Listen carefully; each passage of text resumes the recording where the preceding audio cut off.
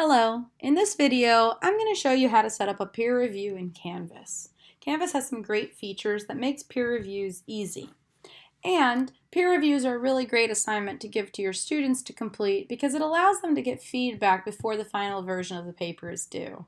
Additionally, students can correct course if they learn during the course of the peer review that they have done the assignment incorrectly. And they get to see other examples from other students which may help them understand the task better. Additionally, it can cut down on the kinds of feedback you're expected to give during the drafting process. To set up a peer review in Canvas, you're going to go ahead and create an assignment under a module as you normally would. So you're going to go to the Modules tab, pick which module you want to assign the peer review to, and create an assignment just like you normally would. Once you do that, you're going to go ahead and name the assignment something that indicates that it's a peer review. If you were just to name it midterm paper, for example, students would not know whether this was the final paper or a peer review. So it's important that the name reflect what this assignment is. So you create an assignment and you name it something that indicates it's a peer review. Once you've done that, you go ahead and open it so that you can edit the instructions. Importantly, the instructions that you leave here are for two sets of students. The students who are going to upload their draft and the students who are going to log in to comment on those drafts. So you want to make sure that both sets of instructions are clear. So you might tell students to please post your paper draft here for the peer review. You want to remind them to attach .doc and .docx attachments only. Basically because Canvas may limit the commenting abilities with other attachments. For example, if students attach PDF, when the reviewer logs in, they may have a difficult time commenting on the PDF. So it's easier if everybody just attaches a .doc and a .docx only. You may want to remind them of things related to that. So, for example, maybe you could remind them that if they do not submit a draft, they will not be assigned a peer review. If that's your policy, you may remind them that their grade is based on the quality of their feedback if that's your policy. I try to include instructions that help students understand that I don't want them to submit a draft but not leave any comments for another student because that's not very fair. But if you don't want to include something like that, of course you don't have to. Then you want to leave instructions for the reviewers. So reviewers, please use the questions below to help you on the peer review. And then very importantly, you want to give them questions that help them figure out what they need to be commenting on. If you just tell them to peer review, they're going to log in and leave a couple of blank comments essentially and consider that a peer review. But that's mostly because students don't know what to leave as good comments. So I like to think of these questions as what would I comment on a student paper? Or what would I comment if I was grading this assignment? And how can I ask questions that encourages students to leave the same kinds of comments? So for example, I might ask students to locate the thesis, highlight it, and then comment on what could make the thesis stronger if anything. I might ask students to locate a quote that was way too long. I might ask students to locate a quote that could be integrated better and comment on why it should be integrated better. I might ask students to highlight the weakest paragraph. Any number of things can help students make useful comments, but you as the instructor need to leave really good questions for them so that they understand the kinds of comments they should leave. But I leave a list of questions here for my students that help them understand what they should be commenting on and what they're going to be graded on. Once you have the questions set up for the peer reviewers, you're going to go ahead and set up the assignment further. You need to assign how many points the assignment's going to be worth, what category you want the assignment to go into in the grade book. You want this to be set to an online assignment, and you want only file uploads. If students copy and paste from a Word document into the text box on Canvas, the reviewer is going to have a hard time commenting. So you want to restrict this to file uploads. If you want, you can even restrict this to .doc and .docx.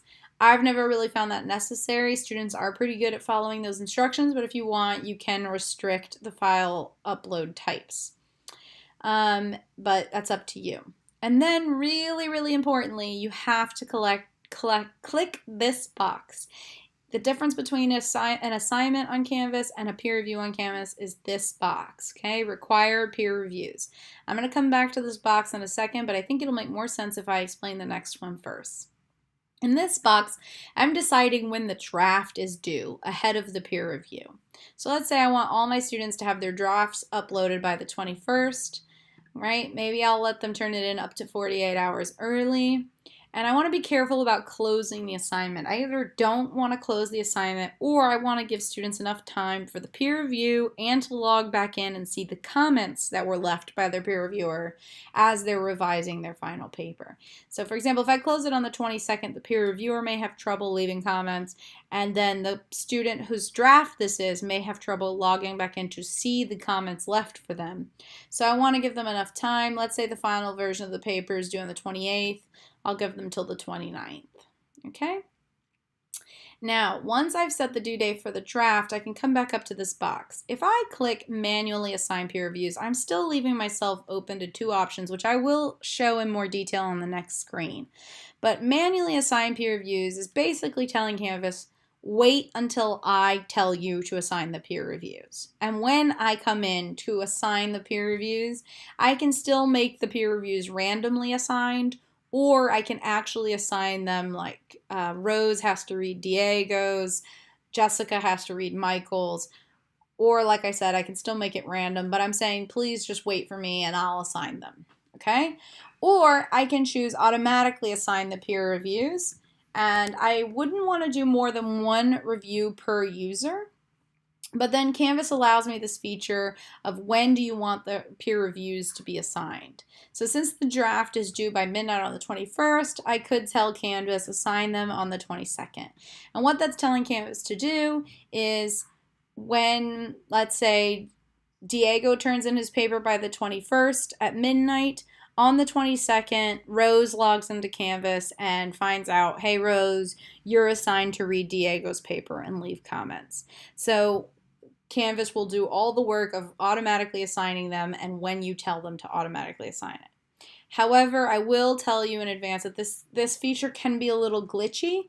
I have seen it work effectively, but I have logged in before and seen that Canvas failed to assign the peer reviews.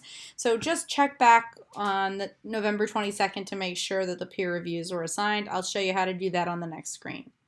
And then one more feature you're given the option of is peer reviews appear anonymously. If I click this button, when Diego sees the feedback from Rose, he won't see her name, so he won't have any idea who left the feedback. Some people think students leave better comments and when their name is attached to the comment. Some people believe that students might be a little bit braver if their name isn't attached to it. It's up to you, but this is a cool feature if you want to use it. Okay? Now, once you've set that all up, you hit save, and students will see these instructions. And let's say it's November 22nd, and I want to log in to either manually assign the peer reviews now, I'm ready to assign the peer reviews, or I just want to check and see if Canvas did it for me. I would click on this button here, peer reviews. Now, if Canvas had assigned the peer reviews, you would see the names underneath these names here. So for example, if Jason had been assigned to read Michael's paper, you would see Michael's name right here where it says none assigned. But you can see that Canvas did not go ahead and assign any peer reviews. So I can just click this button here, assign one peer review per user, and once I hit this button, in a matter of 2 seconds, every student who turned in a draft will be assigned another student's paper to read and comment on. Now, even if I had clicked I will manually assign peer reviews, it's the same exact thing. When I'm ready to assign the peer reviews, I can log in here, I'll see the exact same screen, and I just click this button, assign peer reviews, if I want it to be assigned randomly. If I don't want it to be assigned randomly, I just click on these boxes and I choose which student I want the student to read. So for example, maybe I want Jason to read Michael's and I want Michael to read Jason. So this function is really useful for that. Maybe my students are doing a group project and I want to make sure they read a paper from the same group. Maybe I want to make sure they read a paper from a different group. There's lots of reasons to use this function, and you can assign more than one peer review to each student.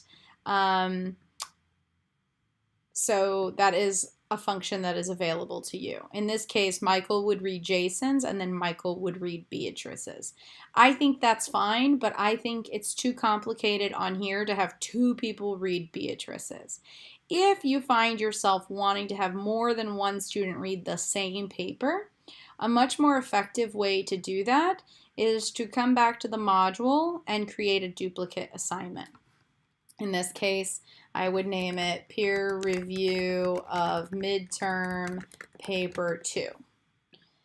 And what I would have my students do is upload 2 drafts and then have 2 different people read their papers. So maybe Rose would come here and Canvas would say, you have to read Diego's paper, and she would come here and Canvas would say, you have to read Jessica's paper. But and in either case, Jessica and Diego would both get 2 sets of eyes on their paper, but they wouldn't have it in the same place, which can get really messy, and I'll show you why now. When students log in to leave comments, so let's say Rose logs into Canvas and Canvas says, hey, you have to read Diego's paper and leave comments. And Rose has all those wonderful questions you left for her in the instructions, telling her what kinds of things she should look for in the draft. She has all these wonderful tools as long as students uploaded a .doc or a .docx that will help her comment on the assignment. So for example, if I said highlight the thesis and comment on the strength, she can highlight the thesis and leave a comment saying this is the thesis and this is what I have to say about the thesis, okay? She can change the colors of the highlighting tool. You can see, I can't see it right now. There you go. You can change the colors. You also can leave text in the background. There's a strike through tool. So let's say I ask students to identify a quote that was way too long or unnecessary. They can strike through and leave a comment to why they struck through the quote, why they thought the quote was unnecessary. So they leave all of their comments here, and my questions should be useful to them to help them figure out exactly what kinds of comments to use. If I clicked anonymous, instead of showing my name here, it would show anonymous, okay? And once students have left 5 or 10 comments, this screen can get pretty full. So it's really easy for you to see pretty quickly what kinds of comments your students left and the quality of those comments. So it's easy for you to grade. But the downside of that is if there's 2 students leaving 10 comments each, it can be really overwhelming for the writer, let's say Diego, to log back in here and try to see what Rose said, what Jessica said, sort it all out. And if Jessica and Rose are trying to comment on the same sentence, for example, the thesis, it can be really hard. So it's better to keep them separate, 1 student per draft, and then just create duplicates if necessary. Okay, so once students have left all these comments according to the questions you've used, once the deadline for the peer review is passed, and one small downside to Canvas is that they won't alert your students to when the due date for the peer review has passed. So you have to communicate very clearly to your students when they should finish the peer review by. But let's say the draft was due by Wednesday night. Now they have till Friday night to log in and comment.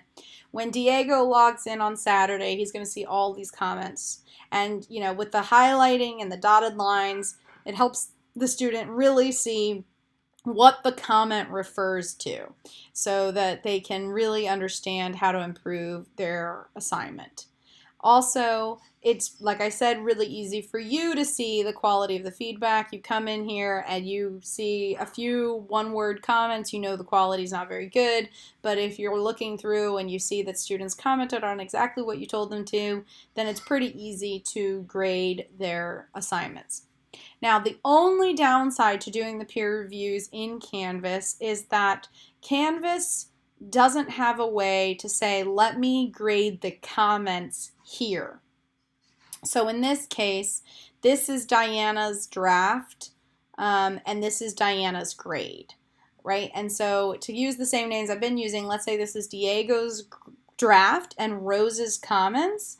If I put a grade here, I'm assigning the grade to Diego instead of Rose.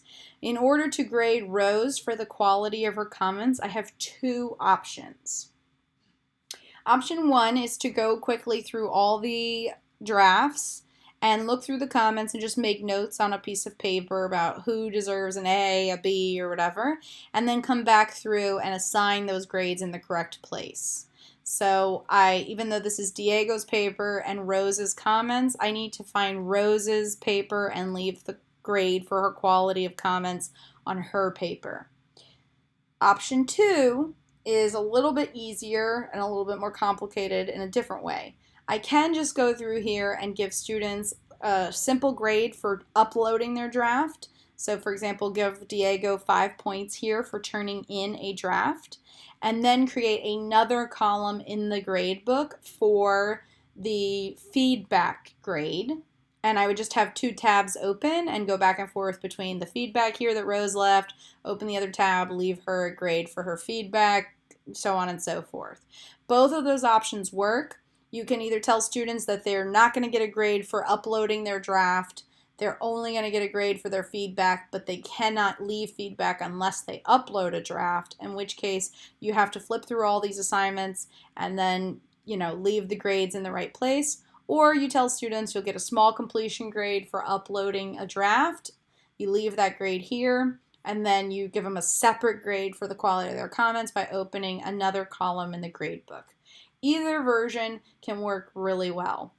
What I really like about this system is that students respond really well to these kinds of feedbacks.